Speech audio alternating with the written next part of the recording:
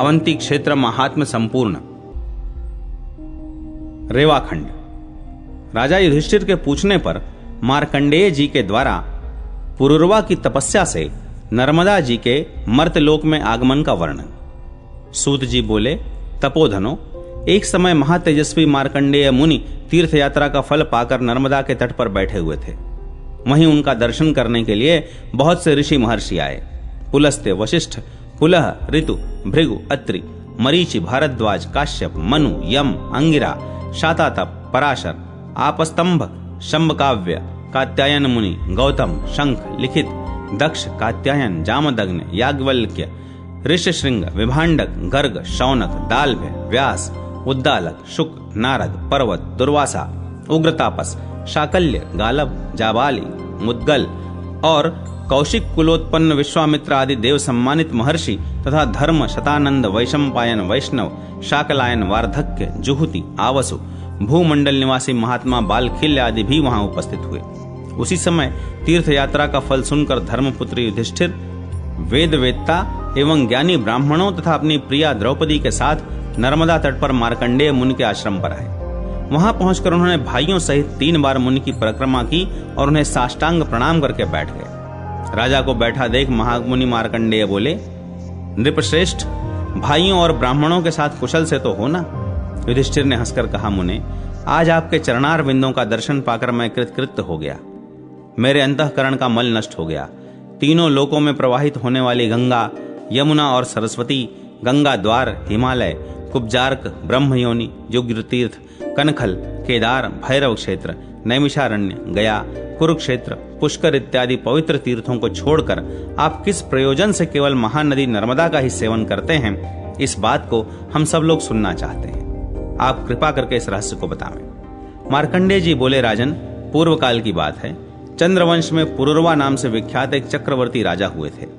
वे स्वर्गलोक का शासन करने वाले इंद्र की भांति समूची पृथ्वी का पालन करते थे। एक समय राजसभा में उन नृपश्रेष्ठ ने बड़े बूढ़े ब्राह्मणों से पूछा, विप्रवरो, पाप मोहित मनुष्य किस उपाय से यज्ञ आदि कर्मों के बिना ही स्वर्गलोक को प्राप्त हुए हैं और हो सकते हैं, यह बताइए। ब्राह्मणों ने कहा, महाराज, नर्मदा नदी संपूर्ण लोगों को पवित्र करने वाली है। वे संपूर्ण विश्व का पाप हरण करने में समर्थ हैं। उन्हें स्वर्गलोक से आप इस पृथ्वी पर उतारें। अपने मन को वश में रखने वाले उन ब्राह्मणों का यह वचन सुनकर राजा पुरुरवा ने कंद, मूल, फल, शाक और जल का आहार करके निर्मल अंतःकरण से महादेव जी की आराधना की। तब महादेव जी ने प्रसन्न होकर कहा, बेटा, वर मांगो, मैं तुम्हें तुम्हारी इच्छा के अनुसार वस्तु प्रदान करूंगा। पुरुरवा बोले, महादेव, आप समस्त लोगों के हित के लिए नर्मदा नदी को पृथ्वी पर उतारिए। आज लाख योजन का विशाल जम्बू द्वीप निराधार हो रहा है। न देवता तृप्त होते हैं, न पितर और न मनुष्यों को ही तृप्ति हो रही है। महादेव जी ने कहा, राजन, तुम तो अयाच्य वस्तु की याचना करते हो। ऐसा वर तो देवताओं के लिए भी दुर्लभ है। नर्मदा को छोड़कर दूसरा जो कुछ भी वर मांगो मैं दूंगा। पुरुरवा बोले, महादेव, मैं प्राण जाने पर भी दूसरा वर नहीं मांगूंगा। राजा का यह निश्चय जानकर तथा उग्र तपस्या द्वारा उनके किए हुए साधन को देखकर महादेव जी ने नर्मदा को आज्ञा दी, सुरेश्वरी, तुम पृथ्वी पर उतरो और पुरुरवा की तपस्या के फल से मृत्यु लोक के हित का साधन करो। नर्मदा ने कहा, महेश्वर, मैं बिना किसी आधार के स्वर्गलोक से पृथ्वी पर कैसे जाऊंगी? नर्मदा की यह बात सुनकर देवाधिदेव महादेव जी ने 8 पर्वतों को बुलाया और उन सब से पूछा, तुम में से नर्मदा नदी को धारण करने में कौन समर्थ है? तब विंध्यगिरि ने कहा, सुरेश्वर, आपके प्रसाद से मेरा पुत्र नर्मदा को धारण करने में समर्थ है। उसका नाम पर्यंक है। तत्पश्चात महादेव जी की आज्ञा मिलने पर पर्यंक ने कहा, महेश्वर, आपके प्रसाद से मैं नर्मदा नदी को धारण करूंगा। तदनंतर नर्मदा देवी पर्यंक गिरि के शिखर पर स्थित होकर उतरी। उनके जलराशि के वेग पूर्वक भ्रमण से पर्वत, वन और काननों सहित समस्त पृथ्वी जल से आप्लावित हो उठी। संपूर्ण जगत अकाल में ही प्रलय काल से ग्रस्त हो गया। तब संपूर्ण देवताओं ने मेकल कन्या नर्मदा की स्तुति की और कहा, कल्याणी, तुम मर्यादा धारण करो, किसी नियत सीमा में स्थित रहो और इस प्रकार विश्व के लिए हितकारिणी बनो। देवताओं के इस प्रकार प्रार्थना करने पर महादेव जी की आज्ञा से नर्मदा देवी ने पुनः अपने रूप को संकुचित कर लिया। अब वे संवृत रूप से बहने लगी।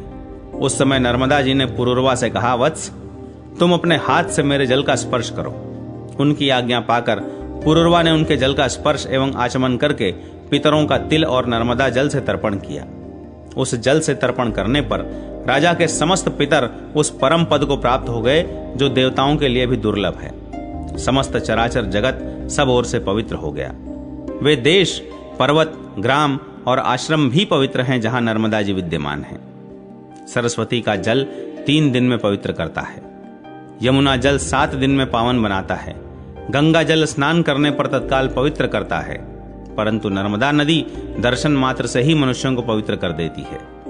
नर्मदा के संगम में जहां कहीं भी स्नान, दान, जप, होम, वेद पाठ, पितृ पूजन, देवाराधन, मंत्रोपदेश, संन्यास और देह त्याग आदि जो कुछ भी किया जाता है उसके फल का अंत नहीं है। वैशाख, माघ अथवा कार्तिक की पूर्णिमा को विषुव योग में संक्रांति के समय, व्यतिपात और वैधृति योग में अमावस्या में, तिथि की हानि और वृद्धि के दिन, मनवादि, युगादि और कल्पादि तिथियों में, माता पिता के क्षयाह में नर्मदा तटवर्ती, ओमकार भृगु क्षेत्र तथा विशेषतः संगम में जो सहस्त्र, शत अथवा 1 गोदान एवं संपूर्ण महादान करता है, तथा जो श्रेष्ठ मनुष्य नर्मदा में स्नान, दान, जप, होम और पूजन आदि करता है वह अश्वमेघ यज्ञ का फल पाता है। युधिष्ठिर, मनुष्य नर्मदा में जहां जहां स्नान करता है वहीं वहीं उसे अश्वमेघ यज्ञ का फल प्राप्त हो जाता है। जो मनुष्य प्रातः काल उठकर नर्मदा का कीर्तन करता है उसका 7 जन्मों का किया हुआ पाप उसी क्षण नष्ट हो जाता है, तथा जहां संगम और बाणलिंग से युक्त नर्मदा नदी स्थित है वहां स्नान करके मनुष्य अश्वमेघ यज्ञ का फल पाता और अंत में शिव धाम को जाता है। राजा हिरण्य तेजा के तप से नर्मदा का अवतरण। युधिष्ठिर ने पूछा, भगवन, राजा पुरुरवा से पहले महाराज हिरण्य तेजा ने नर्मदा देवी को किस प्रकार इस पृथ्वी पर उतारा था यह बताने की कृपा करें। मार्कंडेय जी बोले, राजन, चंद्रवंश में हिरण्य तेजा नाम से प्रसिद्ध एक राजर्षि हो गए हैं जो समस्त धर्मात्माओं में श्रेष्ठ तथा प्रजापति के समान थे। वे पर्वत, वन और काननों सहित समूची पृथ्वी का एक छत्र शासन करते थे। उनकी राजधानी चंद्रपुरी थी जो इंद्र की अमरावती के समान शोभा पाती थी।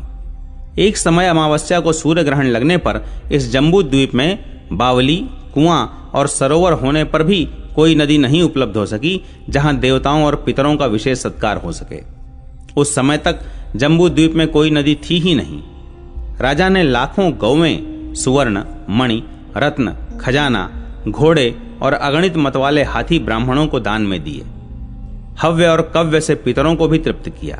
उस समय उन्होंने देखा पितरों को जलपान का बड़ा कष्ट है।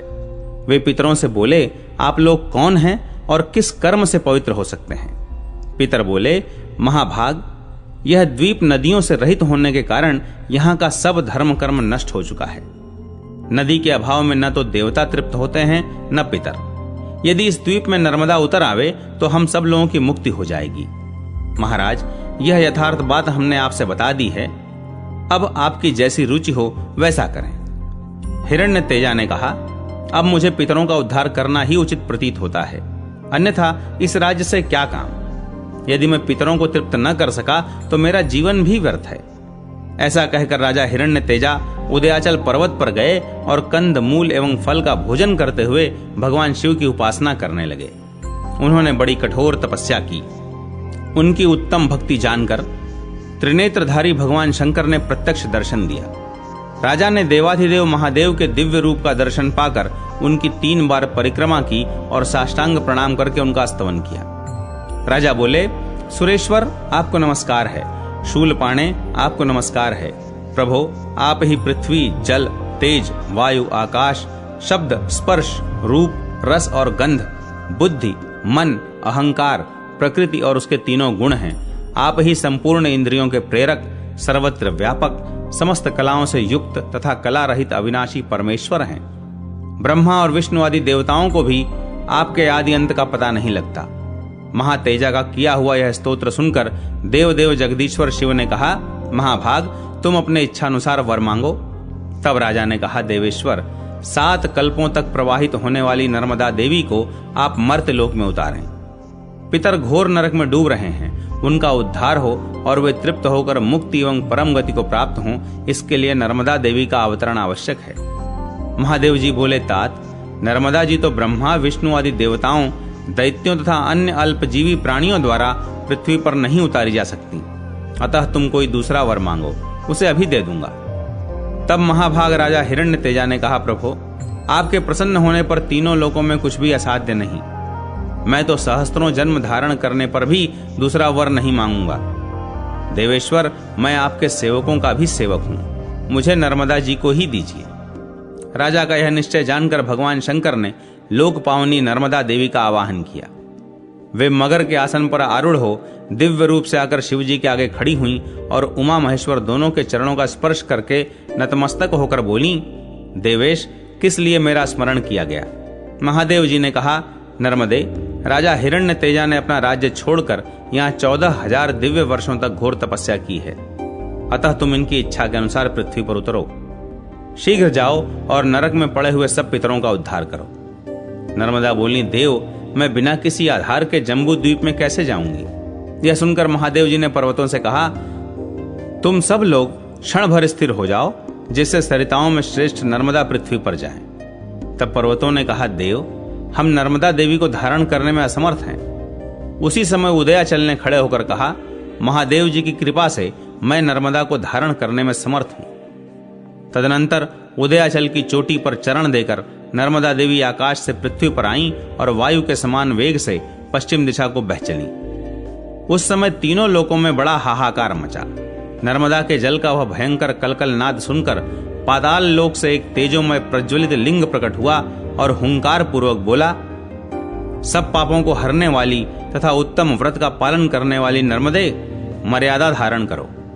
तुम्हें धारण करने के लिए महादेव जी ने 3 पर्वतों की सृष्टि की है, मेरु, हिमवान और कैलाश, तथा चौथा पर्वत श्रेष्ठ विंध्य भी तुम्हें धारण करने में समर्थ है। इन पर्वतों की लंबाई पूर्व से पश्चिम दिशा की ओर 32,000 योजन है और दक्षिण से उत्तर की ओर चौड़ाई 500 योजन की है। तत्पश्चात राजर्षि हिरण्य तेजा ने नर्मदा से कहा, देवी, आपने हमारे पितरों का उद्धार करने के लिए बड़ा अनुग्रह किया है। नर्मदा ने उत्तर दिया, राजन, तुमने मेरे लिए महादेव जी की आराधना एवं तपस्या की है, इसलिए जो तुम्हारे माता पिता के वंश के लोग हैं, वे और तुम्हारी रनिवास में रहने वाली स्त्रियों के भी जो सगे संबंधी हैं, वे सब मेरे प्रभाव से उमा महेश्वर के लोक में चले जाएंगे। तब राजा ने नर्मदा में विधि पूर्वक स्नान करके देवताओं और पितरों का तर्पण तथा श्राद्ध और पिंडदान किया। इससे उनके सब पितर नरक से निकलकर देवयान मार्ग पर स्थित हुए। यह नर्मदा का पहला अवतरण आदिकल्प के सतयुग में हुआ था। दूसरा अवतार दक्षासवर्णी मनवंतर में हुआ और तीसरा अवतार राजा पुरुरवा के द्वारा वैष्णव मनवंतर में संपन्न हुआ है। राजन, यह प्राचीन वृत्तांत जैसा मैंने अपनी आंखों देखा है वैसा बतलाया। नर्मदा में स्नान करने, गोता लगाने, उसका जल पीने तथा स्मरण और कीर्तन करने से अनेकों जन्मों का घोर पाप तत्काल नष्ट हो जाता है।